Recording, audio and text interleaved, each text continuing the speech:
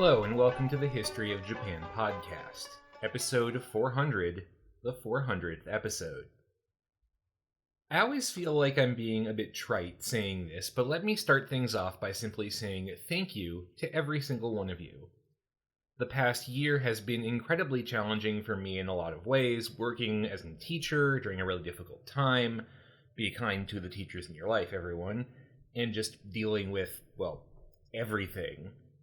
I want all of you to know that I read every piece of fan mail and every wonderful comment and message, and even if I'm not great about responding all the time, sorry about that, they really do mean the world to me. And a special thank you to everyone who has donated or pledged money on Patreon to support what is, ultimately, a free product. Your incredible generosity does a lot to buoy my faith in humanity and uphold my belief in the importance of accessible public history, including this project. Also, just a quick call to action before we get started. As the world begins to reopen ever so slowly, do what you can to support your local educational institutions, from attending lectures to visiting museums to supporting local bookshops. A lot of great businesses dedicated to important work have really struggled over the past year, so please do what you can to help lift them up. Alright, let's get this show on the road, and just a quick note, for the first time ever, I got more questions than I could really respond to in the span of a single episode. If yours is not on here, that's because I thought it was good enough that it could potentially be a full episode topic down the line. So, let's do this thing. First, I have a question from listener Tim. Do you have anything you'd love to have covered but couldn't? Maybe there wasn't enough to base an episode on, maybe it couldn't be shoehorned into an existing episode, maybe it's really funny but not from a reliable source or something like that. And a somewhat related question I'm going to group into this from patron Lily regarding secret societies like the Kokuryukai in Japan. She's heard them mentioned but never really dug deeply. What's up with them? I grouped these questions together because their answer is pretty similar. I would love to do something on ultranationalist secret societies in Japan. I've been thinking about it for years. And, secret societies in general are cool as hell. Who wouldn't want to learn more about them? The problem with that episode idea is, of course, that those societies were secret, and of course that many of them burned what records they did have during the lead-up to the Allied occupation to throw a wrench in the plans for war crimes trials. And this is particularly true for groups that operated in the 30s and which were tied to the military, like the Sakura-kai, which was composed of mid-level military officers, and which attempted 2 coups d'etat in 1931. Or the League of Blood, which carried out 2 assassinations in 1932. Their heavily military memberships mean that, really, as far as I know, there's basically no records left at all. At some point, I think I might do a League of Blood episode if I can find a little more to work with, but I'm also sensitive to the fact that, given my background from my PhD, we've done a lot of work on Imperial-era stuff. I just know that period the best out of all of Japanese history. I try to mix things up a bit, so I'm always a bit hesitant to add more stuff from that time period to the topics list. But on the other hand, political assassinations are always really fun. Wait, that came out wrong. I want to emphasize to the FBI agents now listening to this episode that I mean they are fun to think about. No, I mean they are fun to study in an academic sense. Well, if my house gets raided by the cops now, I guess we all know why. Anyway, back on track. My biggest problem with this potential topic idea is, of course, the lack of sources, but there's also a lot of complexity in terms of linking the topic together. After all, we're not talking about one continuous secret society here, but several different ones that formed at different times. There have been decent academic studies, for example, on the impact of the Ama River Society / Kokuryukai on pushing Japan towards war with Russia in 1904. The conclusion of that study, if you are wondering, is that the Kokuryukai didn't really accomplish much beyond getting a few Chinese and Russian language translators trained by the army. I will link to that study in the show notes. There are also some World War II and post-war era studies of the Genyosha, a society from the early Meiji period that pushed a violently ultranationalist political position, but the stories in general are kind of fragmented. It's hard to build a cohesive narrative out of them. Basically, my chief concerns when I script an episode are A, source quality, and B, the ability to craft a cohesive story out of what's available.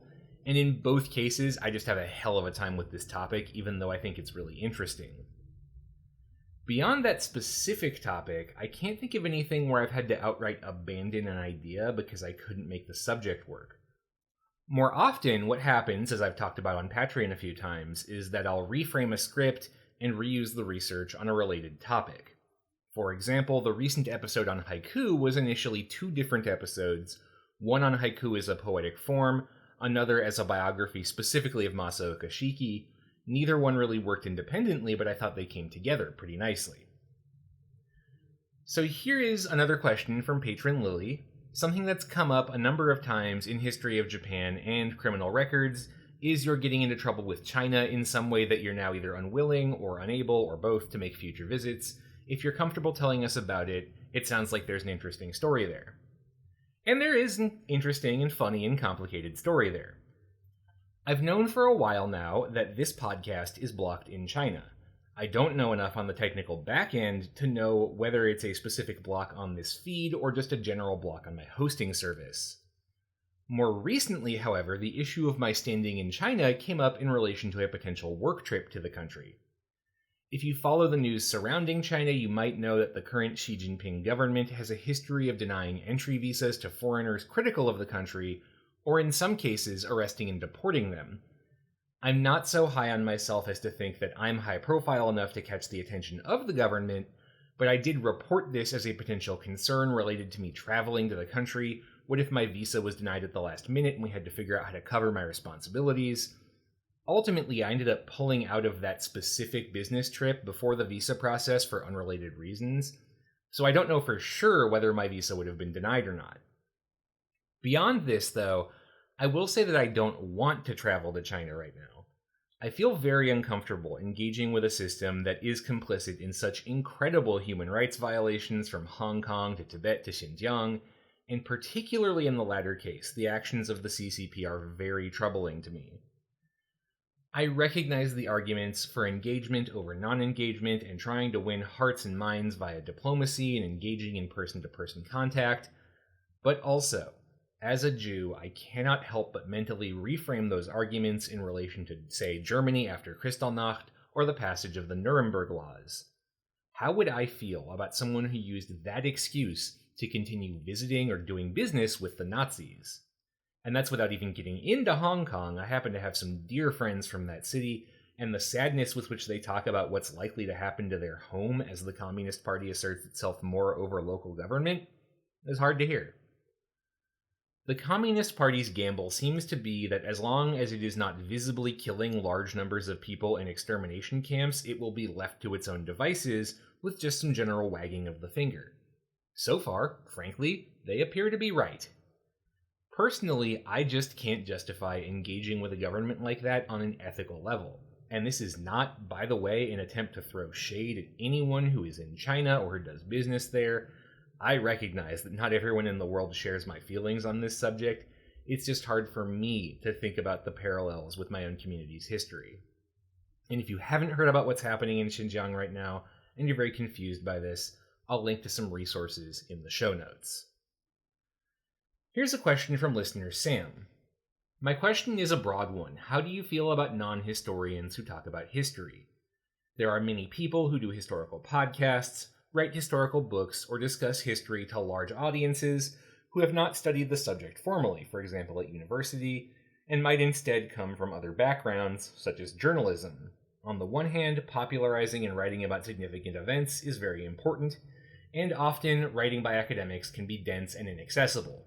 But I often wonder how a lack of formal training can lead to bad history and errors in work, for example by not being critical enough of the sources being used. This is a great question. I want to start off by saying that it is my firm conviction that anyone can do history. I happen to know personally some pretty brilliant historians who do not have formal academic training, but still do great work. It is definitely not a prerequisite. The most important thing, I think, is to approach any topic with A, skepticism and a willingness not to just blindly believe something because it's in a source, and B, an open mind and a willingness to admit that your preconceived views on the subject could be wrong. Both primary sources, first-hand accounts of events, and secondary sources, texts based on a later author's research on an event, can have all sorts of problems. The author of the source can have all kinds of biases related to the subject, or have an imperfect knowledge of events, or just plain screw up and note something down wrong. That's why it's important to verify things with multiple sources and generally to read skeptically. If you see a claim that sounds unusual, verify it. Think about whether you can spot obvious biases regarding what is or is not mentioned in the source. Don't assume that just because something got published, it's automatically good. And of course, to do history well, you have to be open to the idea that your own views could be wrong. You have to be willing to be persuaded by the evidence. If you are unwilling to modify your own viewpoint at all after doing research, you're not engaging with the process correctly. None of these ideas are that unusual. I'd call them good practice basically in relation to any source, right down to the newspaper you read every day. Anyone can do this. Formal training can help because you get a lot of time to practice these skills with feedback from professionals, at least ideally, that's what happens. But there's no reason why non-academics can't develop these skills on their own. Honestly, in my experience, the biggest hurdle for history specifically is not training, but if you're outside academia, institutional access. Without access to academic libraries which are buying the latest works on an important subject, or have subscriptions to the major journals, it's very hard to stay current on a subject. There are resources out there for doing it, shout out to the fantastic New Books Network, but it's not quite the same as having access to the actual text. This is also why academics can be very critical of popular histories. Popular historians working outside the academic system have to rely on older research, because that's what's available at your local public library. That's what they have a budget for, or what you're likely to find in your local bookstore's history section. Especially on niche subjects, this is an issue. I really believe it should not be as hard as it is for interested non-academics to access good research. I also want to give a specific shout out to journalists, whom Sam mentioned in this question. I have seen some truly excellent historical work done by trained journalists, particularly because they tend to have a lot of the same training historians get in terms of corroboration and source evaluation. So generally speaking, I really do believe anyone can do history. It's more about mindset, which you can develop in an academic setting, than anything else. From listener John, at what point does an event transition from an event to history, especially in regards to the opinions of professional historians in their day-to-day jobs? This is a very complicated question, and I don't think there's necessarily a lot of consensus. One of the common rules of thumb I've heard is the 20-year rule, which is, well, exactly what it sounds like. The idea being that you need at least that long to get some remove from the events at hand. Historians also rely a lot on archival documentation, which is tricky when dealing with recent history because documents can be classified or otherwise restricted if they are produced by governments or just not made public if they deal with a living private citizen.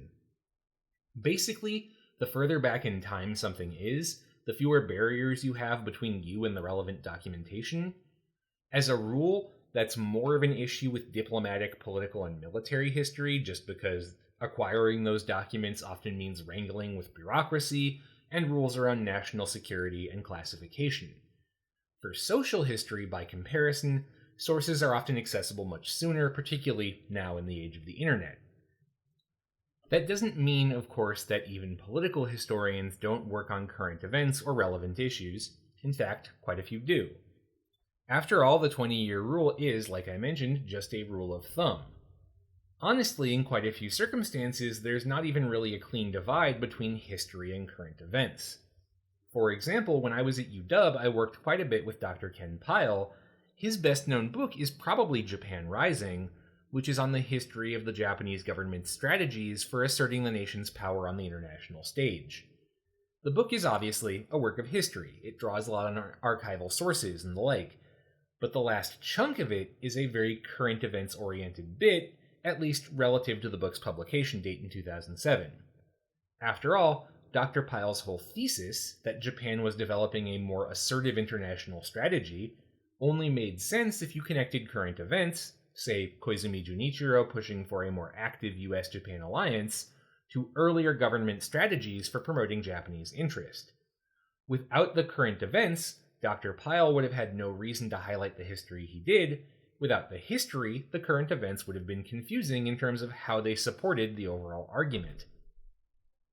And of course, I'd be remiss to note that very often when we debate history, we are also debating current events. For example, the ongoing debates in the US and Japan about the legacy of the atomic bombings of Hiroshima and Nagasaki are just as much, if not more so, about topics like the modern US-Japan relationship or our own sense of what is just in war, as they are about the actual historical events of the Manhattan Project or the bombings. Put another way, we would not care as much about this issue if we didn't feel that our interpretations of it informed our own sense of modern history. You can see similar dynamics in, for example, the ongoing debates around the teaching of American history in high school and the 1619 Project. Those debates are, in a lot of ways, less about the substantive facts of American history and more about ongoing conversations in America regarding race, which are reflected in where and how we teach American history. So in short, I don't see that much of a clean separation, it's more of a gradient. Generally, I try not to do super recent topics on the podcast, simply because it's harder to end a recent story that may continue to develop. If Abe Shinzo ever becomes prime minister again, am I going to have to do even more episodes on him? I don't know. But that's something particular to this podcast. It's not really even a rule, because I break it all the time. Question from listener Ben: how do you select from using primary source material to second and third generation materials as a professional historian when writing your podcast scripts? In scripting episodes, I actually follow the exact same structure I teach my high school students in regards to writing a history paper. First, if I don't know a subject well, I start with what are called tertiary sources. These are overview materials, textbooks and the like, intended to provide a general understanding of the key facts and dates in relation to a topic. If my chosen topic is one I know well, say the Meiji period, I skip this step. If I don't, then it's handy to go back through my undergrad textbooks and refresh my memory on the big events of the period. Then I move on to the secondary sources. These are books and journal articles by specialists who work on the topic and which advance specific arguments in relation to that topic, trying to make a point one way or another about the topic, how we should interpret it, why it matters. Then and only then do I go to the primary sources to try and think for myself about my own position. Many people want to start with primary sources. That is the wrong approach in my view. Primary sources can be useful overview materials, but they can also be hard to understand without a lot of context. They can also be very reliant on the reader having an understanding of goings-on at the time that many of us just won't have if we go in blind. And then there are issues of bias in the sources themselves, given that whoever was producing them likely had some kind of stake in the events described. Detecting those biases is very, very hard if you don't have an overview sense of the issues of the day. So, for an example, let's go back to the atomic bombs. Here was my process for writing those episodes years and years ago. First, I reviewed some general reference texts on the course of the Second World War and the Manhattan Project, chiefly Marius Janssen's chapter on the warriors in the making of modern Japan, as well as Richard Rhodes' The Making of the Atomic Bomb. Then I moved on to a few historians who had written secondary texts making either the orthodox argument that the bomb ended the war, or the revisionist one that it did not. These would be scholars like Garl Perovitz, Richard Frank, or Tsuyoshi Hasegawa, for example. Only then did I dive into the primary sources surrounding the bomb itself. As a general rule, this is the approach I would recommend for any topic you're interested in if you want to do a deep dive. Also, I often get questions in relation to Wikipedia when this topic comes up. For the record, yes, it is true that Wikipedia is on average no less accurate than, say, Encyclopedia Britannica. But that is not the same thing as saying it is accurate. Most encyclopedias aren't great because they are not edited by specialists in the topic in question. That's not to say you should never use Wikipedia, just be skeptical about what you find there and confirm your information elsewhere, particularly if you find something that strikes you as odd or unusual. Also, the sources section of your average Wikipedia article is great for finding a collection of potential readings to get you started on a subject. A question from listener Ewan: What are the aspects of Japanese history where there is the most debate among historians? What are the least settled aspects of the history of Japan from a scholarly perspective? So I would answer this with two caveats first. First, I don't think any history is ever really settled. Even if the facts are determined, our interpretations of them can vary quite a bit, and those interpretations can often change based on the questions we're asking about the past, which are in turn informed by current events like we just discussed. That's why you can't ever really run out of history to do. History is, in a lot of ways, about using the past to make sense of the present, and the funny thing about the present is it just keeps changing all the damn time. That said, of course, some events and interpretations are more fraught than others, absolutely, but which ones will change over time. The second thing I should note is that my formal training in Japanese history is way more geared towards modern post-Meiji history. UW didn't even have a pre-modern history instructor for the entire 6-year period I was there. So far as I know, they still don't. Shout out to Professor Spafford, my fellow Age of Samurai alum. I met him once and I doubt he remembers who I am. Anyway, budget cuts at public institutions are a hell of a thing, and with that in mind, the controversies I am the most familiar with are the modern ones, also informed by my personal focus on political and military history. I imagine, to borrow an old Jewish joke, that if you asked 10 different historians of Japan what the most active debates are in Japanese history, you would get 15 different answers.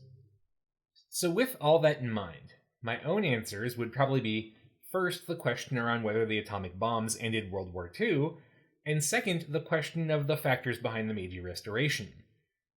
In the first case, the bomb is just so tied into questions regarding Japan's self-image during and after the war, and debates around American military policy. I just don't see those questions ever fading from relevance anytime soon, which means there will always be incentive to revisit them. Plus, as we covered back in the day, the sources available on the subject are tantalizingly all over the place. What's available to us makes it very hard to make a definitive case in either direction. So barring some fresh revelations, the balance of facts is unlikely to shift.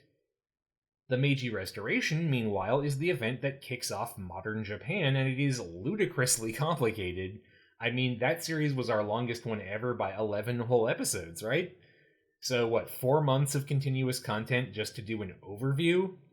The Meiji Restoration is so complicated, and how you interpret it, as the outcome of Western imperialism, Tokugawa weakness, new intellectual trends, samurai discontent, or whatever, can do a lot to shape your own interpretation of what comes next in Japanese history.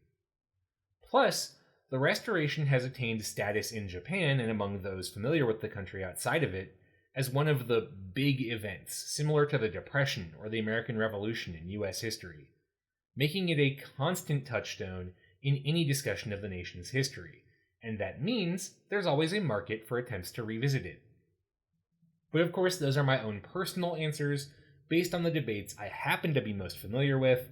I am sure if you asked another historian the same question, you'd get different answers. 2 questions from patron Sam. First, during the real estate bubble, did residential rent also skyrocket? I'm trying to imagine what it would have been like for a regular Tokyoite to have their rent double or triple over a few years if that's what happened. The short answer is yes, residential rents did go up, but not by as much. The main source of the bubble was not residential real estate, but commercial. Remember that the bubble is triggered in large part by the 1985 Plaza Accords, which make it harder for Japan to export goods cheaply to the US. That was an issue because Japanese companies had relied on the US as a cheap, high-value market. They would take their profits and just reinvest those into producing more stuff to sell in the US in this sort of money-making feedback loop. But now that didn't work as well, so companies needed something new to do with all that money, and commercial real estate became the pick. That's not to say residential real estate did not jump up as well, but on average, over the course of the run of the bubble, the valuation of commercial real estate increased by a lot more compared to residential real estate. From 1985 to 1991, commercial land prices in Japan's 6 largest cities, Tokyo, Yokohama, Nagoya, Kyoto, Osaka, and Kobe, grew in value by an average of 302.9%. For comparative purposes, residential values went up by 180.5%, industrial land by 162%. So rents did go up by this period, but not quite as much as commercial values did. It's also worth noting that up until the year 2000, Japan had tenancy laws that were very pro-tenant and had a lot of protections in place, making evictions a long and costly process. Generally, it was much, much easier to work out payment plans. Those laws were a legacy of the post-war years, when the government wanted to avoid massive problems with homelessness while the country was still recovering economically. Rents did spike during the final years of the bubble, from what I can find, but that increase did not last very long, certainly not long enough to trigger a wave of evictions. So all in all, it wasn't a great time to be a renter in Japan, but the main thrust of the losses came in the commercial sector, unlike, say, the 2008 housing crash in the US. Second question from Sam: have you been to baseball games in both Japan and the US, and if so, how do the experiences compare? So first, I have been to quite a few games in the United States. My main haunts were, of course, Mariners games. Next year's gonna be the year, baby, just like every other year. The Yankees, back when I lived in New York, yes, I know, don't hate me. And the Fresno Grizzlies, when I would visit some family out in the middle of California. By comparison, I have only been to 2 Japanese baseball games. One was a Ham Fighters game many years ago, back in 2009, I think. The other was a Tokyo Yakult Swallows game in 2012. My chief memories of both involve the Oendan for both teams, fans who lead the cheer sections. Those sections are generally way more coordinated than what you see in American games, also a bit less drunk. Generally, they take turns with each other, as opposed to the standard American practice of getting really drunk and just heckling the other team the entire time, or your own team if they suck. The outfield bleachers are where the Oendan operate, but back in 2012, I didn't know that, and I bought tickets there because those are the cheap seats in American games. People were nice about it, which was cool, but I definitely felt like a bit of an idiot by the end of it. Question from listener Andrew: I lived in a Zen temple in Okayama for a couple of months, and the abbot would sometimes get visits from the head of the local yakuza. I was wondering if you could talk about how old world parts of Japanese culture tend to stick together, and how they are viewed by most young people in Japan. So there is definitely, to my understanding, a tendency of older Japanese people and institutions to be more accepting of yakuza. I still remember seeing some men who were very obviously involved in that lifestyle, marching in a local festival back when I was living in Hakodate, and it just not really being a thing at all. That mindset, I think, comes out of good image control by the Yakuza, who as a rule have spent a lot of time trying to push a sort of Robin Hood image for themselves, as upholders of old school values, men of the people, all that good stuff.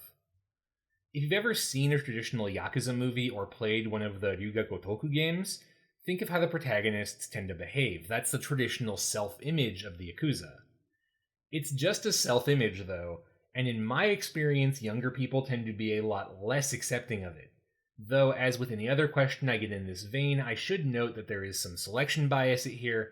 My Japanese friends are generally former graduate students, or the sort of people who would go out of their way to befriend a weird foreigner, or my former students. So there's a bit of a self-selection bias for the sorts of folks who would want to associate with me or spend a lot of time in the US. Generally, my Japanese friends tend to be more down on the whole system in Japan, considering it, not unjustifiably, as very ossified and non-responsive to their needs. And part of that is a perception that organized crime remains an issue despite government attempts to crack down. Broadly, it does seem to me that a cultural shift that is less accepting of the Yakuza is taking place, but I would have to say I don't quite have my finger on the pulse of the nation in that regard. Next, I have 2 questions from listener Tori. First, why do we call it the Diet in English? You can't even make that word in Japanese. Where did it come from? Why not just use the Romaji for the real Japanese word, or perhaps call it Congress or Parliament, so that Westerners actually understand what kind of thing you're talking about? This is a great question. In Japanese, the national diet would be the Kokkai. Gikai is the generic word for a parliament. The Japanese one has 2 houses, the House of Representatives, or Shugiin, and the House of Councilors, or Sangiin. This system is modeled on the British Parliament with its House of Lords and House of Commons. Back in the day, the councillors, the lords, were the more important of the two, but the post-war reforms of the Americans made the lower house the dominant one, just like the House of Commons is in the UK. In terms of terminology, calling it the Diet actually goes back to the founding of the Diet in the 1889 Constitution. That constitution was heavily inspired by the German Imperial Constitution, particularly in terms of the on-paper relationship between the legislature and the emperor. In the German system, just like the Japanese one, the emperor had a lot of power on paper.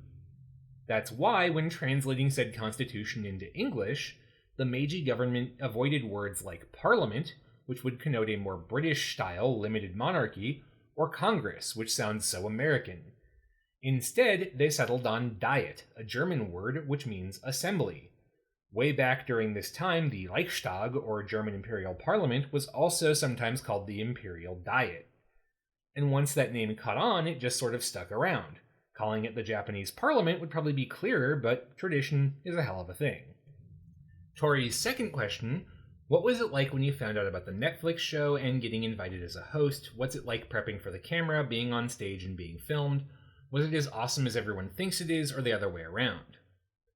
So the opportunity to work on Age of Samurai basically just fell into my lap. Back in February of 2019, one of the producers, who is a fan of the podcast, emailed me to see if I was interested in this project. I assumed it was a BS offer or a prank or something, and I decided to look into his production company so I would know for a fact. Turns out, legitimate company, real offer.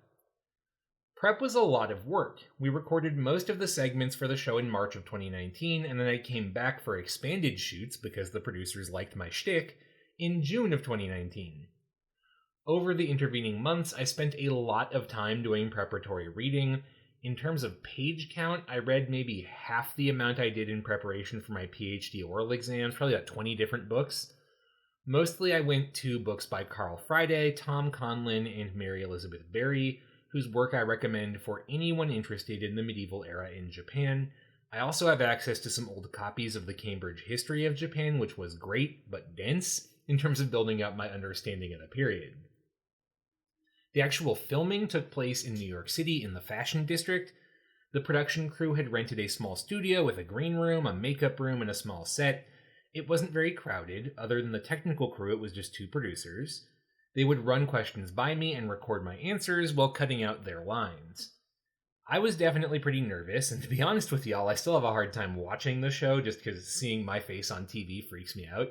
My wife had to sit through a lot of me panicking beforehand that I wasn't prepared enough, which she did with tremendous kindness and empathy because she is a saint. But once that part was done, my involvement was basically over. I didn't even know the release date until it was publicly announced. But it was pretty cool, and I would definitely do it again. Next, we have a question from listener Teo. Can you tell us more about Japan's virtual singers and idols? I believe the most famous one is Hatsune Miku, but there's also a new phenomenon called VTubers too. Any thoughts? I'm afraid this is well outside my area of expertise. My parents raised me on a combination of classic rock, The Clash being my personal favorite if you're wondering, and jazz, and I have never really gone in for pop music as a result. Seriously, my musical tastes are very behind the times. The only pop singer I've ever really liked is Carly Rae Jepsen, because how could you not? So this is an area where I am not a good source. I did talk a bit about Hatsune Miku a few episodes back in an episode on the history of J-pop, but I'm afraid that's as much as you'll ever get out of me on that subject. Another question from Teo. What does modern Japanese agriculture look like? Is it highly industrialized? How about the small villages and the poorer prefectures? And a bit of a follow-up on the above, what does Japanese village life look like nowadays with urbanization having such a huge effect? So this is something I think I might do an episode on later, but let's just do the quick version here. To understand this, I think it's important to think a bit about the history, which of course is naturally what I would say. For a long time, farmers were a core constituency of the LDP. Particularly, the pre-1990s electoral system was heavily gerrymandered in favor of the conservative countryside, and the LDP treated farmers very well to secure their votes. This means things like pork barrel projects for farming communities, and subsidies for agriculture, tariffs on food imports, especially rice, the government protectionism, kept agriculture as an industry in a far better place than it otherwise would have been given the rapid industrialization of the country. But this has begun to break down in the last few decades. Pressure from other countries, especially the United States, has led to Japan liberalizing its food import systems to an extent, putting pressure on Japanese agriculture with cheaper foreign produce. The pork barrel money has dried up to an extent too, though rice agriculture specifically still gets a lot of government subsidies, both because it is a staple crop and because of the policies surrounding rice farming villages as bastions of traditional Japanese values. These changes, combined with the fact that farming and living outside the cities is often a hard sell for younger people, has definitely changed the shape of the countryside. To be upfront, this is a trend that I'm familiar with in the abstract, but not the personal sense. I was mostly in Japan to do archival research, and the big archives are all in the cities. I have not spent that much time in the countryside. But what I've seen of the numbers is not encouraging. In 1960, about 35% of Japan's population was rural. Today, that is around 8%, with the steepest declines taking place from 1960 to 1975, and again from 2000 to 2010. The World Bank estimates that over the past decade, the rural population has continued to drop by about 0.1% per year. Agricultural output has not dropped that much. Industrialization is definitely at the forefront of that. Japanese farmers are generally wealthier than their counterparts in the rest of Asia and can invest far more in technology to improve overall yields and ease the harvesting process. The other thing keeping agriculture in Japan competitive-ish is actually a growing number of women farmers.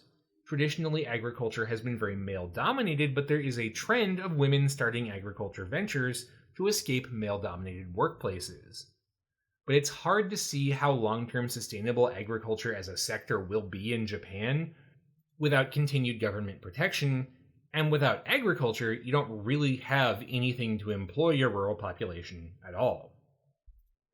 Question from listener Sylvester regarding the adoption system in Japan. Traditionally, adoption to maintain family lineages was quite common, but it seems like it's less so now, and adoption is generally pretty rare, with the foster system being fairly weak. Why is that?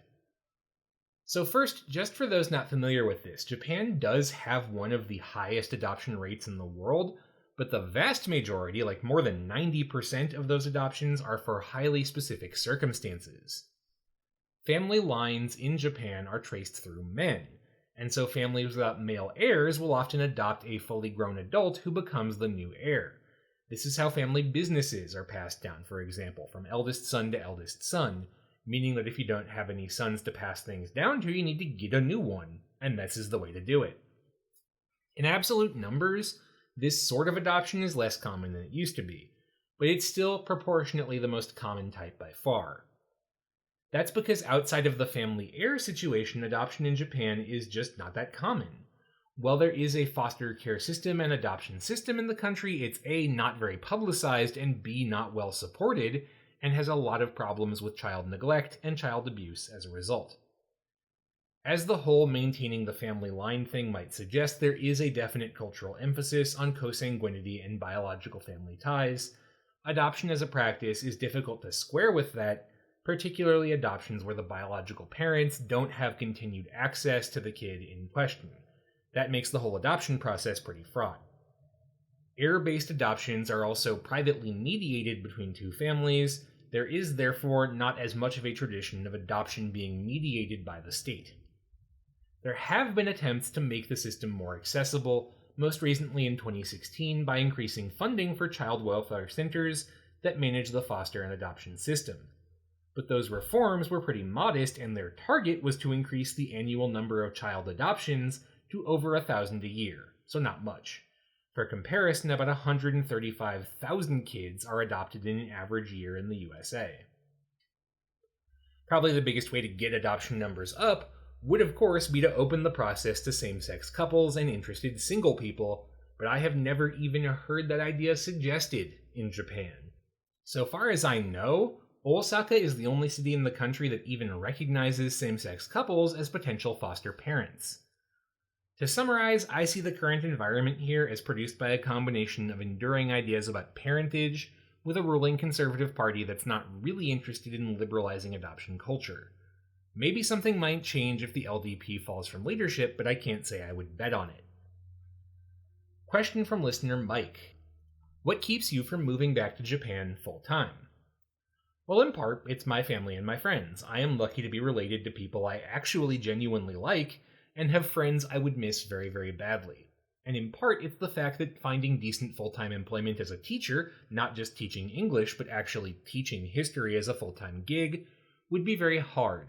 I am not a native speaker of Japanese, so I'd be limited to international schools at that point. There's not really a huge number of openings, and that's a hard market to break into. Plus, my wife does not speak Japanese and would like, a job and a social life, which is very fair. Plus, while I know there is a Jewish community in Japan, it's very small, and as I get older and the world keeps being what it is, I find I want access to that more and more. That's not to say I'd never do it. For the right offer, I'd think about it. But the right offer would be highly specific in terms of a confluence of circumstances, and I wouldn't bet on it happening anytime soon. Finally, a big question from listener Carl. Given the trajectory of Japan since the end of World War II, and more recently since the end of the economic miracle, where do you see Japan's future both in the immediate future and the more long-term role in East Asian politics? I ask this because at the moment, I have a difficult time understanding what the future trajectory of Japan is in the role of global affairs given their current situation with many young Japanese being so occupied with work compared to the flexibility that older generations may have had for participating in the political process. From what I've been able to understand so far, it seems like much of current Japanese politics is controlled by an older generation of mostly familial legacies, and there is much less room for voices from a younger generation and/or people who are not from these family dynasties.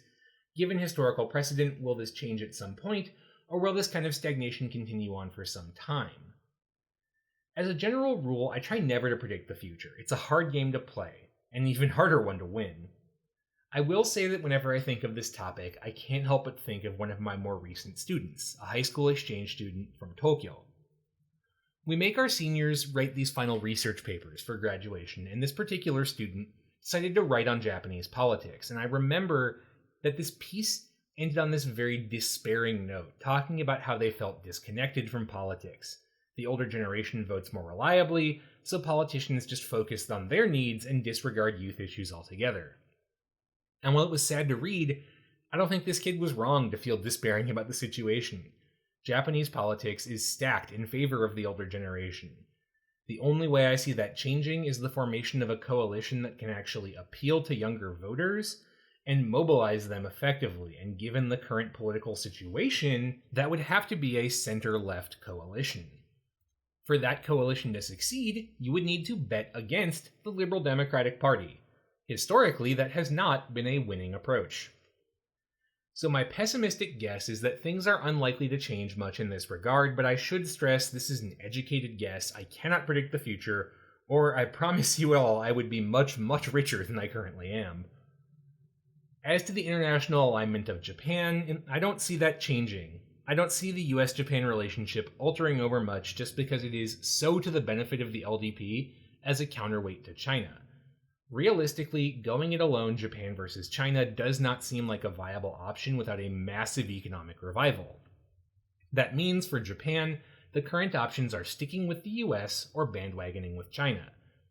Given the histories involved, the former seems more likely, and indeed it also seems like the current government is pushing the country to be more assertive in terms of things like relations with Taiwan. That suggests a continued anti-China alignment.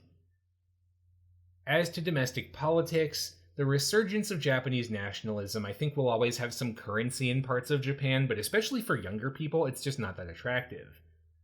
Japan's transformation into a consumerist society seems pretty irreversible at this point, and that transformation seems to really rule out the revival of the sort of ultra-nationalistic and anti-capitalist ideals that dominated the 30s. But I can't predict the future. I just don't see a viable path to that type of nationalism overtaking the status quo. So broadly, my guess is that things will continue in the current vein, with change coming gradually from generational changes as well as internal LDP struggles between the factions. But as always, only time will actually tell. With all those questions done, and my voice in dire need of a good rest, I'm gonna go get some tea. Thank you all very much for listening. Special thanks this week to new patrons Carl Coons and Karen Iverson for donating to support the show.